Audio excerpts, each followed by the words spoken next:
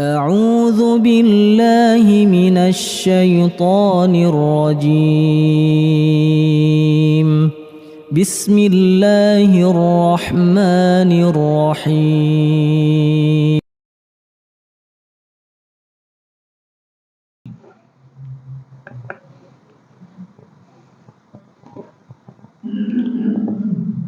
بسم الله الرحمن الرحيم.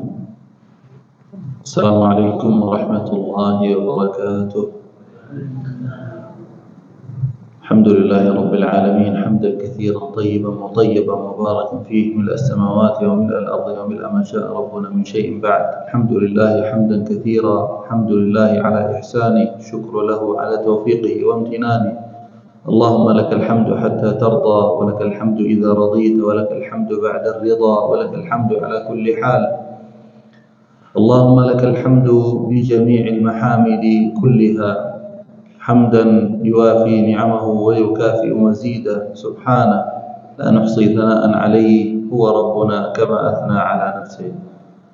ثم الصلاة والسلام الأتمان الأكملان على سيدنا محمد الصادق الوعد الأمين، وعلى آله وأصحابه ومن تبعه بإحسان إلى يوم الدين. ثم أما بعد، سبحانك لا علم لنا إلا ما علمتنا إنك أنت العليم الحكيم. اللهم ربنا علمنا ما ينفعنا وانفعنا بما علمتنا وزدنا علما يا كريم. ربنا أغننا بالعلم وزينا بالحلم وأكرمنا بالتقوى وجملنا بالعافية برحمتك يا أرحم الراحمين. Hadirin Bapak Ibu, teman-teman sekalian yang semoga dimuliakan oleh Allah Ta'ala, tidak ada kata yang pantas Al-Faqir bisa ucapkan hanya rasa syukur kepada Allah Jalla wa'ala yang telah berikan kepada kita semua nikmat sihah wal afiyah, nikmat Islam dan iman, nikmat Allah mudahkan langkah kita menuju ke rumah Allah. Semoga kita termasuk orang-orang yang sedikit. Kata Allah Jalla wa'ala, wa qalilun min ibadiyas syakur, sedikit dari hamba-hambaku yang bersyukur kepadaku. Semoga Allah jadikan kita orang-orang bersyukur atas nikmat yang Allah berikan kepada kita. Lalu salawat serta salam kita tidak lupa sampaikan kepada Nabi alaihi salatu wassalam beserta sahabatnya dan keluarganya dan pengikutnya sampai hari kiamat. Hadirin Bapak Ibu, teman-teman sekalian yang dirahmati oleh Allah Ta'ala, di awal pertemuan ini Al-Faqir ingin mengingatkan diri Al-Faqir dan para hadirin sekalian untuk selalu meningkatkan ketakwaan kita kepada Allah Jalla wa'ala, kapanpun, dimanapun kita berada. Takwa adalah bekal yang hanya itu saja yang bisa kita bawa di hari kembali. Takwa dalam arti an ta'buda Allah ala nurin min Allah tarju thawab Allah. Engkau melaksanakan ketaatan kepada Allah Jalla wa'ala atas cahaya ilmu darinya. Engkau mengharapkan pahala di sisinya. Oleh karena itu ilmu itu penting agar kita bisa beribadah. Kita melaksanakan perintah-perintah Allah atas ilmu, bukan karena kebiasaan. Itu manfaatnya ilmu, menjadikan amalan kita ibadah, bukan adah. Lalu bagian kedua dari taqwa, wa an tatruka ma'siyat Allah ala nurin min Allah takhsha 'iqabah. Engkau meninggalkan maksiat-maksiat Allah atas cahaya ilmu darinya, karena engkau tahu bahwa ini larangan. Meninggalkan. Kenapa? Karena engkau takut dari azabnya. Hakikat taqwa sebenarnya mudah, akan tetapi mudah bagi orang-orang yang Allah mudahkan. Oleh karena itu kita meminta sama Allah Jalla wa'ala pertolongan untuk kita selalu bersyukur melaksanakan ibadah dengan baik. Allahumma a'inni ala dzikrika wa syukrika wa husni ibadatik. Nah, doa ini penting untuk kita selalu ucapkan, akan tetapi ucapkan bukan hanya dari lisan. Kita mengetahui maknanya. Hadirin yang dirahmati oleh Allah Ta'ala, kalau kita kembali ke bahasan As-Sirah An-Nabawiyah, ilmu yang menurut Al-Faqir penting di zaman kita ini, di waktu kita ini, penting untuk kita mengajak generasi sekarang, generasi yang selalu main gadget, main internet. Kita harus selalu mengajak untuk kembali ke As-Sirah Nabawiyah. Kenapa? Karena generasi sekarang mereka kehilangan arah karena teladannya sudah berubah. Oleh karena itu, As-Sirah Nabawiyah mengembalikan kita agar kita tahu siapa teladan yang benar, menjadikan dalam kehidupan kita contoh terbaik. Nah, hadirin yang dirahmati oleh Allah Ta'ala, di majelis yang kemarin kita berhenti ketika Hamzah bin Abdul Muttalib, pamannya Nabi alaihi salatu wassalam, dan Umar bin Khattab telah diberi hidayah oleh Allah Ta'ala masuk Islam. Ini poin penting sekali di dakwah Nabi alaihi salatu wassalam ketika di Makkah. Kenapa? Karena berubah keadaan orang-orang muslim atau kaum muslimin ketika Hamzah dan Umar bin Khattab masuk Islam. Dan hal itu terjadi dalam waktu dekat, beberapa minggu. Hamzah masuk Islam, setelahnya tidak lama masuk Umar bin Khattab Islam. Kenapa jadikan keadaan kaum muslimin berubah? Karena ketakutan para sahabat sudah mereda. Mereka tidak takut untuk menunjukkan keislaman mereka karena ada yang akan melindungi. Mereka berani untuk melaksanakan ibadah di depan Ka'bah. Barang-barang ramai. Sedangkan sebelum Islam, Hamzah dan Umar bin Khattab gak ada yang berani. Kenapa? Akan disiksa. Nah, di masa ini para hadirin yang dirahmati oleh Allah Ta'ala,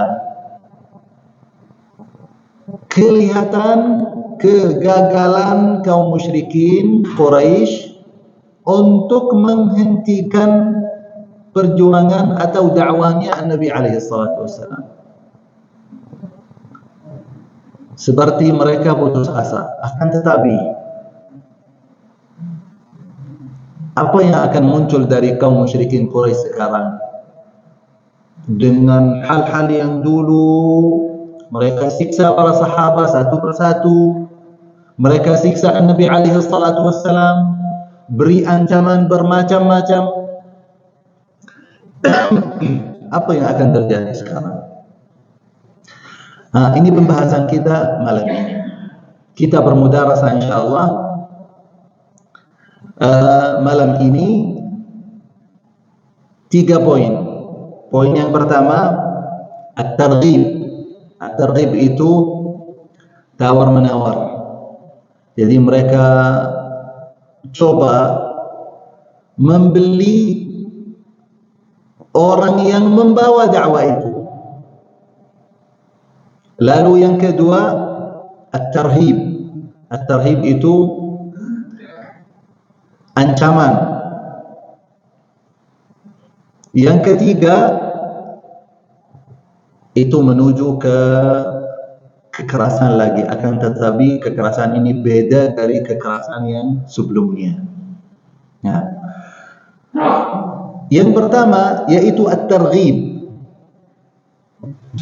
At-targhib yaitu tawar-menawar. Quraisy lagi mikir siapa yang bisa, karena mereka sebelumnya datang 2 kali ke pamannya Nabi alaihi salatu wassalam Abu Talib. Yang pertama mereka minta tolong sama Abu Talib untuk menghentikan Nabi alaihi salatu wassalam. Lalu mereka dapat jawaban yang bisa mengadamkan keadaan. Mereka keluar dari Abu Talib dengan kata-kata yang baik dari Abu Talib. Tetap Nabi alaihi salatu wassalam jalan. Datang mereka lagi, akan tetapi yang kedua membawa ancaman.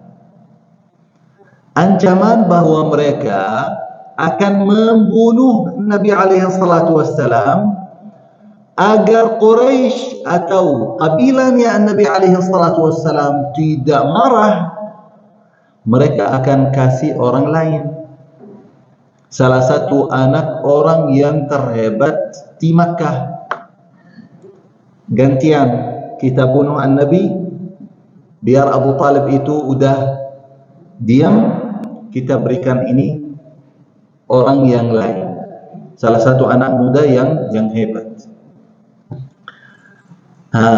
Sekarang mereka terlihat gagal. Mereka cari cara untuk langsung mendatangi Nabi alaihi salatu wassalam, menawarkan beberapa hal kepada Nabi alaihi salatu wassalam langsung. Karena mereka sekarang melihat kaum muslimin punya kekuatan. Di mana? Kekuatan di Hamzah dan Umar. Hamzah dan Umar ini dua sudah seperti apa namanya, satu katibah atau satu kelompok tentara, 2 orang yang mereka bisa melindungi para sahabat yang lemah. Mereka datang kepada Nabi alaihi salatu wassalam, harapan mereka bisa harapan mereka bisa menghentikan Nabi alaihi salatu wassalam dengan cara atau lain.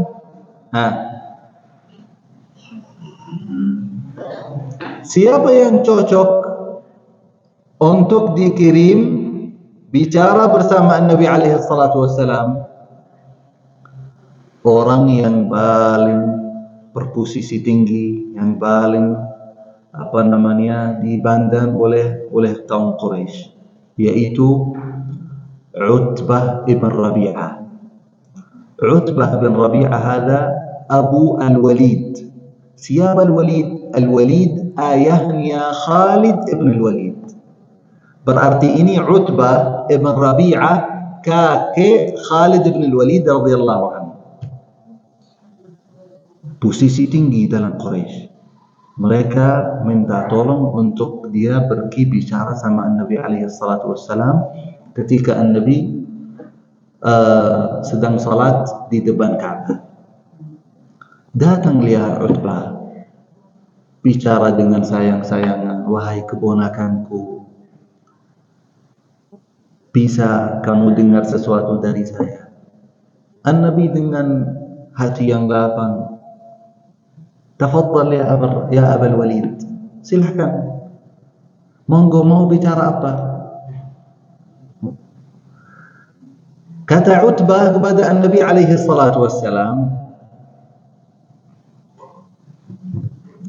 engkau tahu bahwa apa yang engkau bawa itu meremehkan apa yang kita sembah, meremehkan keadaan kita, memutus rahim. Jadi sebutkan apa yang Nabi alaihi salatu wassalam ingin meluruskan. Tapi di mata Utbah bahwa ini merusakkan. Lalu kata Utbah, wahai keponakanku, kalau engkau ingin yang paling kaya di antara kita, kita mampu untuk mengumpulkan harta dari manapun agar berikan kepada engkau, menjadi engkau yang paling kaya di Makkah. Kalau engkau ingin kedudukan, tidak ada keputusan yang keluar dari Makkah kecuali setelah rujuk kepada engkau, kita bisa. Kalau engkau ingin kerajaan yang memiliki segalanya, kita ingin berikan. Lalu kalau engkau ingin menikah kepada wanita yang paling cantik, yang paling nasabnya tinggi, yang paling kaya, kita bisa. Yang terakhir, kalau engkau sakit, merasa sesuatu dan butuh diobati, kita bisa panggil orang untuk mengobatkan. Setelahnya Nabi alaihi salatu wassalam qala lahu, bilang Nabi alaihi salatu wassalam kepada Rabi'ah atau Utbah ibn Rabi'ah, afaragta ya Abul Walid, apakah engkau telah selesai apa yang engkau ingin sampaikan? Kata Utbah, iya. Nabi alaihi salatu wassalam ingin menjawab, akan tetapi cara Nabi alaihi salatu wassalam tidak menjawab dengan pidato yang berapi-api. Nabi alaihi salatu wassalam tidak menjawab dengan menjelaskan secara filosof atau teori ini, teori itu, enggak. Jawaban Nabi alaihi salatu wassalam, Bismillahirrahmanirrahim, Hamim. Nabi mulai baca awal surat Fussilat sampai Nabi alaihi salatu wassalam ke ayat yang di dalamnya sujud. Nabi alaihi salatu wassalam sujud, ternyata Utbah ibn Rabi'ah sujud tambah dia sadar. Lalu Utbah kembali ke Quraisy. Orang-orang Quraisy langsung melihat mukanya, mereka bilang, apa? Sumpah Utbah kembali dengan muka beda dari muka yang dia pergi. Subhanallah. Lalu Utbah sampaikan kepada mereka, wallahi laqad sami'tu qawlan ma sami'tu mithlahu qat. Demi Allah, saya mendengar sebuah kata-kata yang belum pernah saya dengar seindah kata-kata itu. Ini pengaruhan Al-Quran. Quraisy, para hadirin, kalau kita ingin dari kejadian ini, Quraisy dan orang-orang yang mendukung kebatilan, mereka pasti akan mulai dengan apa? Dengan tawar-menawar agar mereka membeli orang yang membawa dakwah beda dari mereka. Dan hal itu pasti teman-teman alami, pasti teman-teman mengetahui banyak kejadian di Indonesia, khususan di kalangan para asatid yang menyebarkan dakwah sunnah.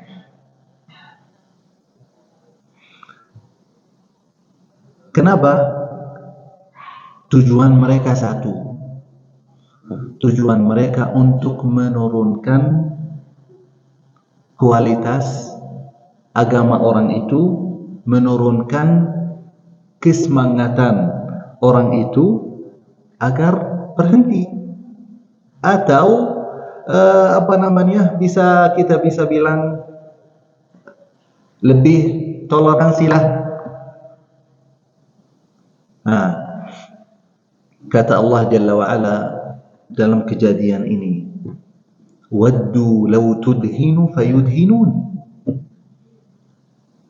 Kalau orang yang membawa dakwah, orang yang ingin meluruskan kerusakan yang ada di dalam masyarakat, dan mereka tidak bisa menghadapi dengan hujjah, dengan dalil, dengan ilmu, cara mereka yang pertama ingin tawar-menawar agar mereka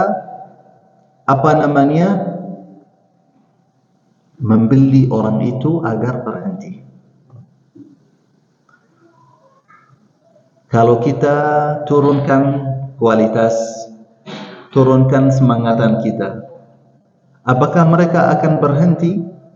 Enggak, mereka akan makin sampai menghentikan dakwah itu secara total. Ini as-sirah an-nabawiyah yang menunjukkan contoh yang kita alami di zaman kita ini. Hadirin yang dirahmati oleh Allah Ta'ala, faedah bisa kita ambil bahwa orang yang membawa pesan, yang membawa kebaikan untuk masyarakat, ingin meluruskan kerusakan yang ada di dalam masyarakat, kejujuran orang itu tidak boleh dia jual beli atas agama dia sendiri.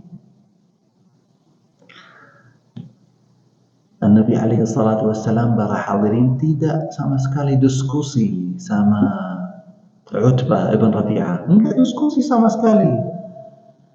Nabi tidak ingin menjawab dia ketika menawarkan harta, menawarkan kedudukan, menawarkan nikah, menawarkan doktor. Nabi alaihi salatu wassalam tidak menjawab itu.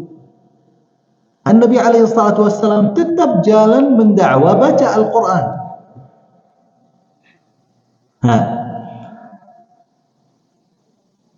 Karena Nabi alaihi salatu wassalam tidak cari keuntungan untuk diri Nabi alaihi salatu wassalam sendiri. Nabi alaihi salatu wassalam tujuannya hanya satu, untuk menyampaikan risalah yang Allah Jalla wa Ala minta kepada beliau sallallahu alaihi wasallam. Faedah kedua dari kejadian ini, bahwa wasilah atau cara dakwah yang paling efektif Al-Quran. Di pertemuan kemarin, bagaimana Umar bin Khattab ketika baca Al-Quran, ketika baca ayat pertama dari surat Taha, yang dulu marah, yang dulu pukul adiknya Fatimah bintul Khattab, malah turun.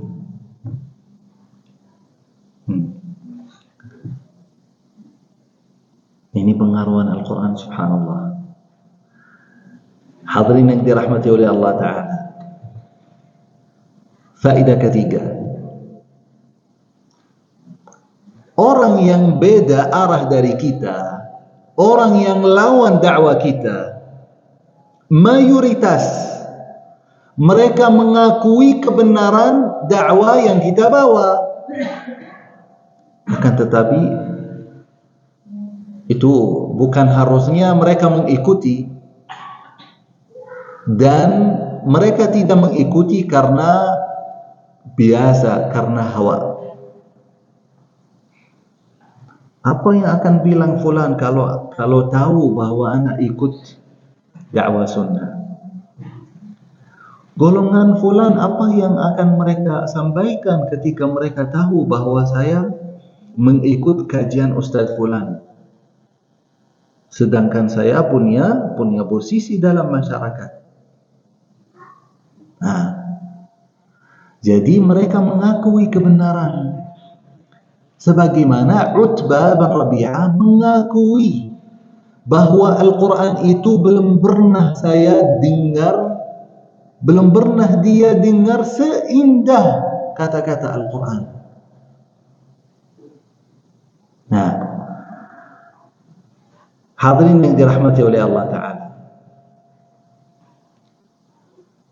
poin kedua dari mudarasah kita malam ini, dari keadaan mereka yang tawar-menawar, mereka terlihat gagal. Mereka pindah ke tahap yang berikutnya, yaitu tahap ancaman. Mereka sudah ancam Abu Talib bahwa mereka akan bunuh Nabi alaihi salatu wassalam. Karena itu cara yang dari pemandangan mereka satu-satunya akan menghentikan orang ini. Abu Talib pamannya Nabi alaihi salatu wassalam orang berposisi di Quraisy, bahkan dianggap syekh Quraisy, yang posisi yang paling tinggi setelah ayahnya, yaitu kakek Nabi alaihi salatu wassalam, Abdul Muttalib. Apa yang dia laksanakan? Abu Talib sudah baca keadaan dari pertemuan pertama mereka datang kepada Abu Talib sendiri. Abu Talib kumpul semua kabilahnya Abu Talib, yaitu Bani Hashim dan Bani Abdul Muttalib. Hashim dan Abdul Muttalib ini dua anak Abdul Manaf, yaitu kabilahnya Nabi alaihi salatu wassalam, atau kita bisa bilang bagian Nabi alaihi salatu wassalam dari kabilah yang besar Quraisy. Nah, Abu Talib kumpul mereka semua. Tujuannya satu, bahwa kita sekarang kabilah-kabilah Quraisy yang lain, mereka ancam kabilah kita karena mereka ingin membunuh Nabi alaihi salatu wassalam. Wajib kita untuk jaga, lindungi Nabi alaihi salatu wassalam seperti salah satu anak kita. Semua yang hadir di pertemuan itu, mereka sepakat untuk melindungi Nabi alaihi salatu wassalam, dan 90% dari mereka belum masuk Islam. Belum masuk Islam. Akan tetapi mengikuti kebiasaan orang Arab, mereka melindungi saudaranya dari kebahayaan dari kabilah lain. Kecuali satu orang yang ingin membunuh Nabi alaihi salatu wassalam atau mengikuti kabilah-kabilah Quraisy yang lain agar Nabi alaihi salatu wassalam dibunuh, yaitu pamannya Abu Lahab. Satu-satunya dari pertemuan itu dia keluar mendukung kabilah-kabilah Quraisy yang lain untuk membunuh Nabi alaihi salatu wassalam. Hadirin yang dirahmati oleh Allah Ta'ala, ini kebiasaan kebatilan. Kalau gagal karena tidak ada hujjah, tidak ada dalil, tidak bisa menghadapi kebenaran, kebatilan itu akan memakai kekuatan, kekuasaan, akan memakai cara-cara untuk menghentikan kebenaran itu selama kebenaran itu mengancam kedudukan kebatilan itu. Nah, dari kejadian ini Taban Nabi alaihi salatu wassalam dilindungi oleh saudara-saudaranya. Apakah Nabi alaihi salatu wassalam bilang, saya sudah tawakal, saya sudah, Allah Jalla wa'ala akan lindungi saya tidak butuh usaha saudara-saudara saya untuk melindungi saya? Nabi alaihi salatu wassalam tidak melakukan seperti itu. Nabi alaihi salatu wassalam jadikan itu sebagai sebab Nabi alaihi salatu wassalam mengikuti Nabi alaihi salatu wassalam, terima berlindungan dari saudara-saudaranya. Ini faedah yang pertama, bahwa kita tetap ambil sebab, dan sebab itu bagian dari tawakal kita kepada Allah Jalla wa'ala. Lalu dari kejadian ini kita juga ambil faedah bahwa kebenaran itu bisa dapat support, dapat apresiasi, dapat dukungan dari dari orang-orang yang bukan Islam.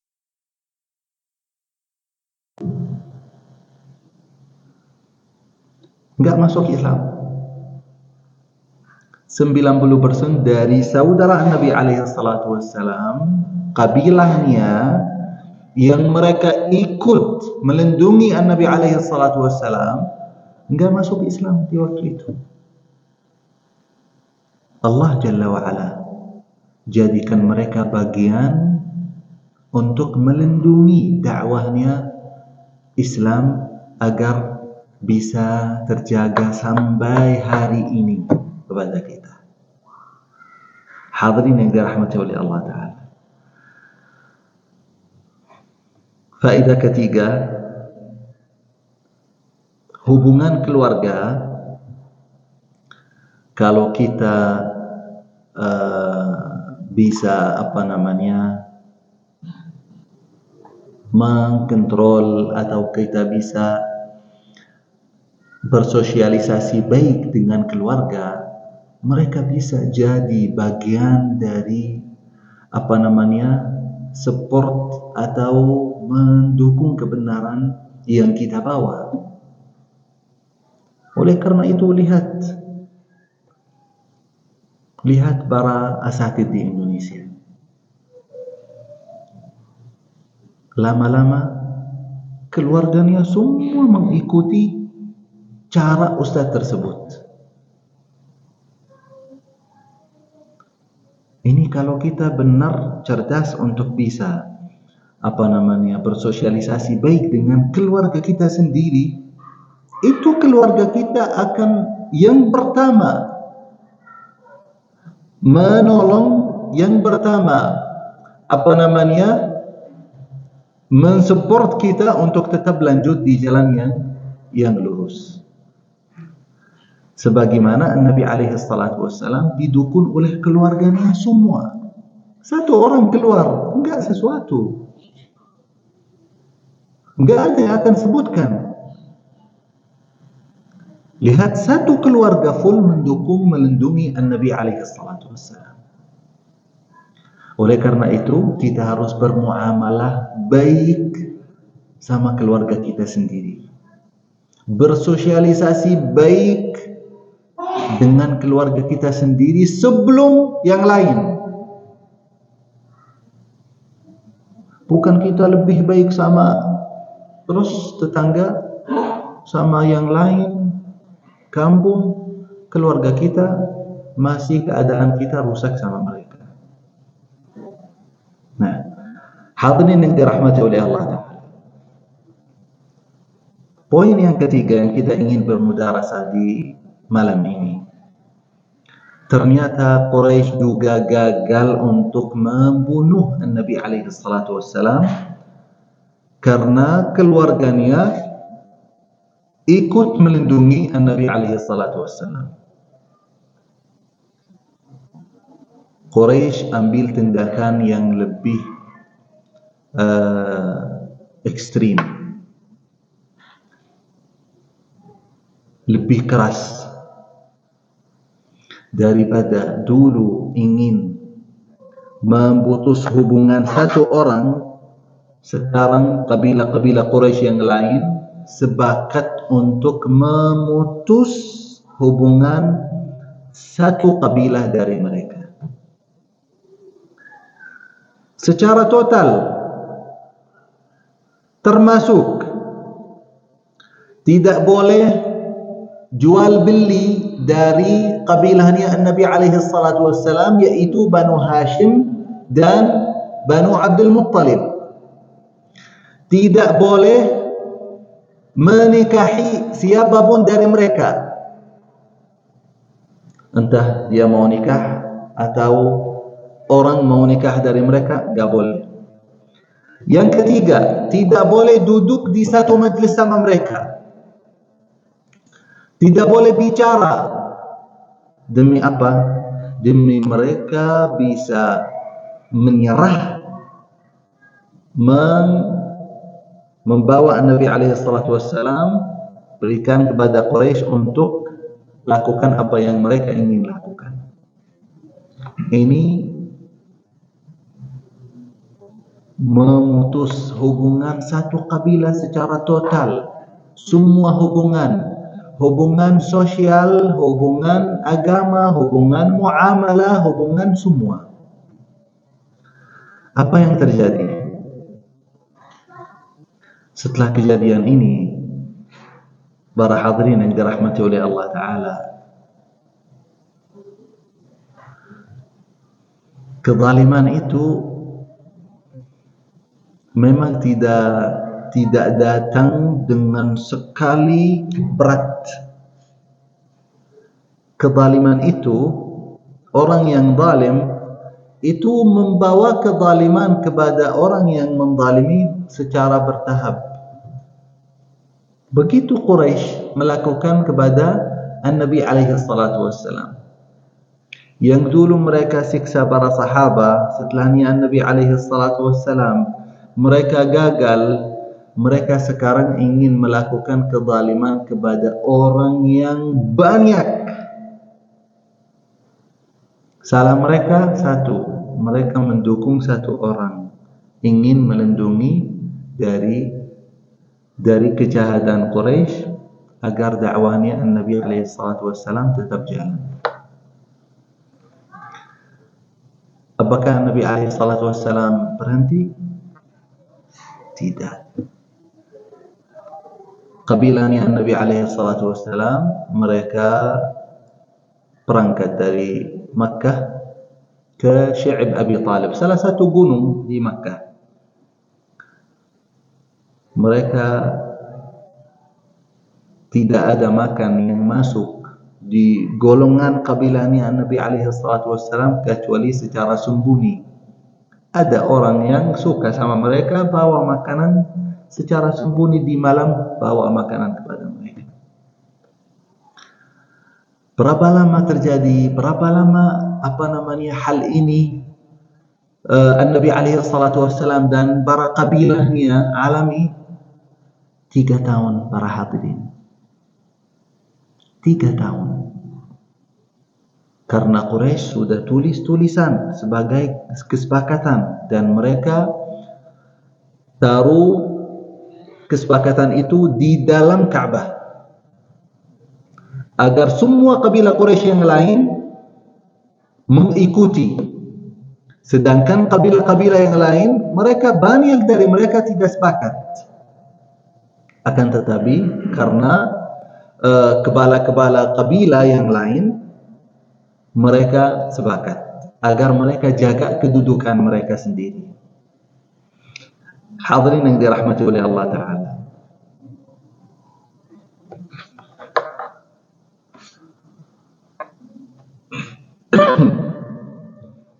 Nabi alaihi salatu wassalam sama kabilahnya, mereka bertahan 3 tahun.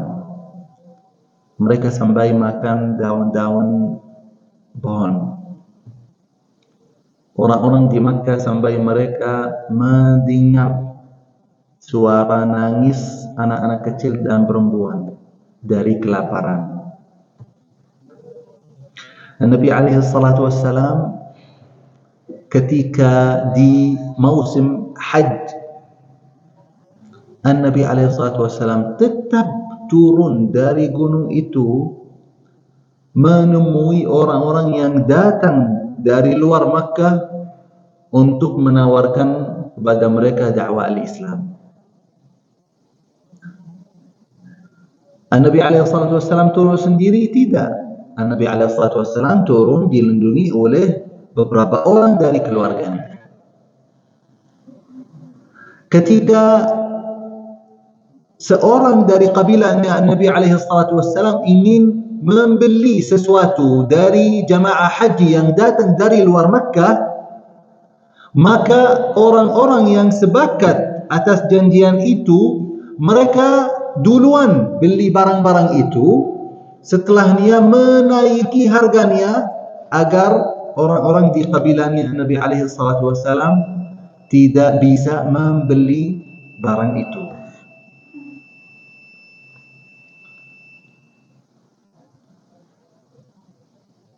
Hal itu semua tidak menghentikan Nabi alaihi salatu wassalam, tidak menghentikan semangat Nabi alaihi salatu wassalam untuk tetap membawa dakwah Islam, untuk tetap melaksanakan tugas dari Allah Jalla wa'ala. Hadirin yang dirahmati oleh Allah Ta'ala, ini sungguh contoh keteguhan yang paling istimewa kita bisa baca dalam sejarah. Subhanallah. Nabi alaihi salatu wassalam tetap sabar, kabilahnya tetap sabar. Gak ada sama sekali dari kabilahnya bilang, karena engkau kita sekarang dalam keadaan seperti ini. Gak ada. Mereka semua tetap sabar, meskipun ada kelaparan, meskipun ada ketakutan, tetap sabar. Sampai ada orang atau dua orang. Dua orang ini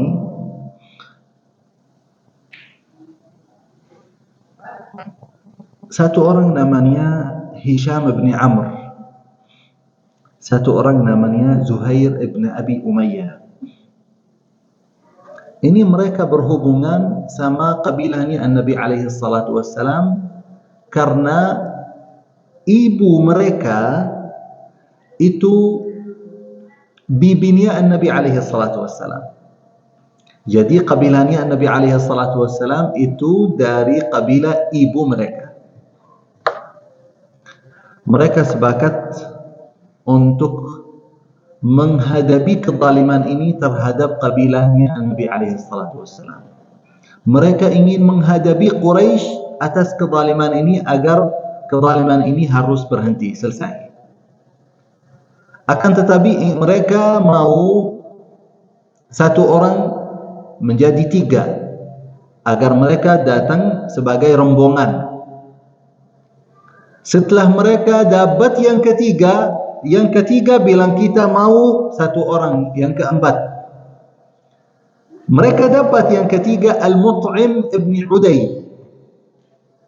Al-Mut'im ibn Uday ini salah satu orang yang Nabi alaihi salatu wassalam mengapresiasikan karena melindungi Nabi alaihi salatu wassalam. Yang keempat namanya Zam'ah ibn al-Aswad. Zam'ah ibn al-Aswad,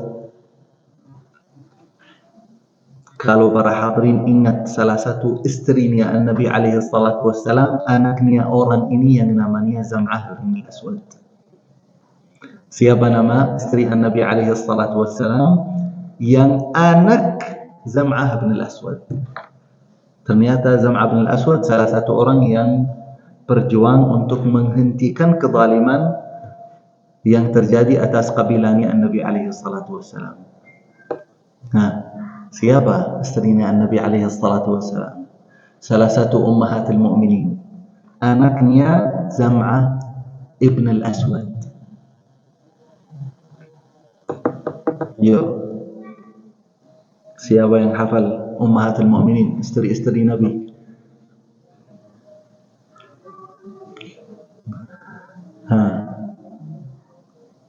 Ini ayahnya, istri Nabi alaihi salatu wassalam yang bernama Saudah binti Zam'ah. Saudah binti Zam'ah ibn al-Aswad. Zam'ah ibn al-Aswad ini salah satu orang yang mengikuti menghadapi Quraisy agar menghentikan kezaliman yang terjadi atas kabilah Nabi alaihi salatu wassalam. Terus yang kelima namanya Abu al-Bukhtri. 5 orang mereka datang, mereka sepakat malam, mereka datang pagi di pertemuan Quraisy. Mereka langsung menghadapi Quraisy untuk segera menghentikan kezaliman ini.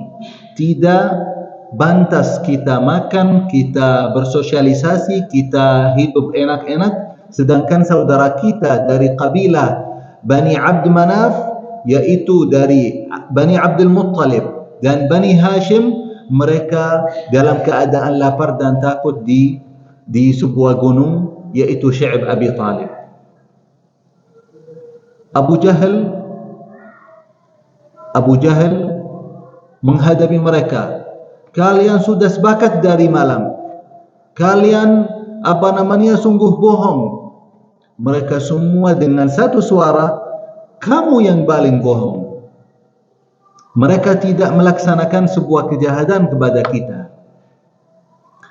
Ternyata Nabi alaihi salatu wassalam sudah sampaikan kepada pamannya Abu Talib bahwa kertas yang mereka tulis kesepakatan dan mereka tempelkan di Al-Ka'bah sudah dimakan oleh apa haiwan yang makan kayu itu? Rayap. Allah yaftah alaik. An-Nabi alaihi salatu wassalam sampaikan kepada pamannya bahwa haiwan yang rayap sudah makan kertas yang mereka tempelkan di Al-Ka'bah kecuali nama Allah Jalla wa'ala. Setelah 5 orang ini menghadapi Quraisy, datang Abu Talib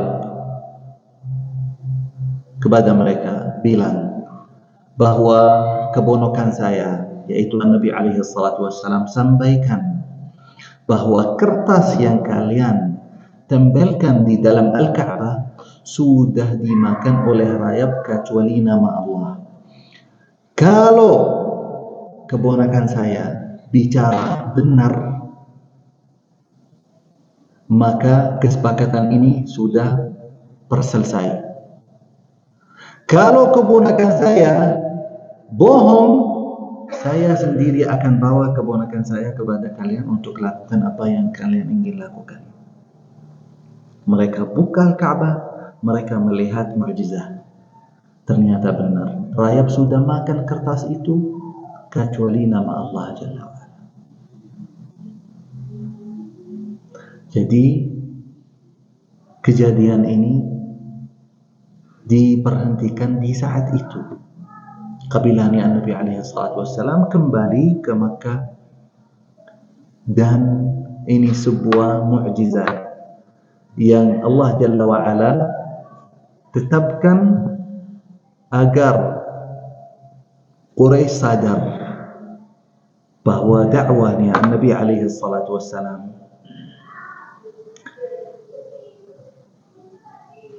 itu sudah Allah akan jaga dengan cara atau lain. Kalian tidak bisa dengan cara atau lain menghentikan dakwah itu. Karena Nabi alaihi salatu wassalam dalam keadaan yang sulit pun tetap Nabi alaihi salatu wassalam menemui orang-orang jemaah haji untuk sampaikan kepada mereka dakwah Islam. Hadirin yang dirahmati oleh Allah Ta'ala, mungkin di antara kita yang mengira bahwa kesulitan itu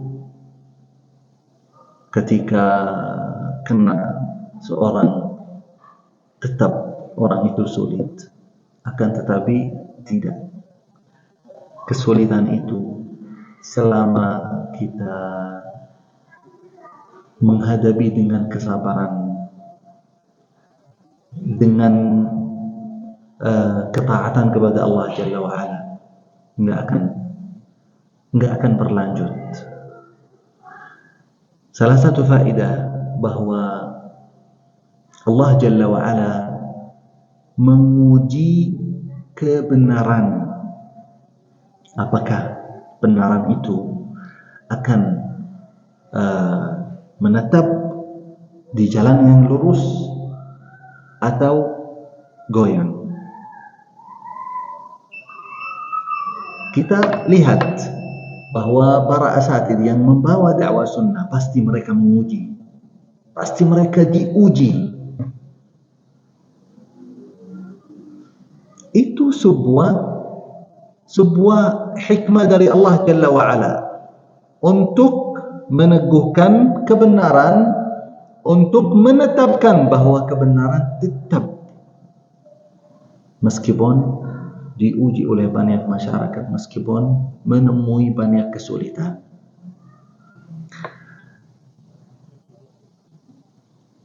Dan hal itu menambah keyakinan seorang mukmin kepada Allah Jalla wa'ala, menambah keimanan seorang mukmin, menambah kesabaran seorang mukmin. Sebelum kita tutup, mungkin Al-Faqir akan tanya satu pertanyaan, yaitu kalau kita menemukan kesulitan di jalan dakwah yang kita bawa, apa persiapan kita kira-kira untuk kita tetap istiqamah, untuk jaga keimanan kita dan keyakinan kita? Ini perlu kita pikirkan, perlu kita belajari. Semoga apa yang Al-Faqir sampaikan di pertemuan ini membawa manfaat untuk diri Al-Faqir sendiri dan para hadirin sekalian. Semoga ilmu yang kita belajar bersama bermanfaat untuk kita dan keluarga kita. Semoga ilmu yang kita belajar bersama membawa keberkahan untuk kita semua. Allahumma taqabbal minna innaka antas sami'ul alim wa tub alaina innaka antat tawwabur rahim. Allahumma a'inna ala dhikrika wa syukrika wa husni ibadatik.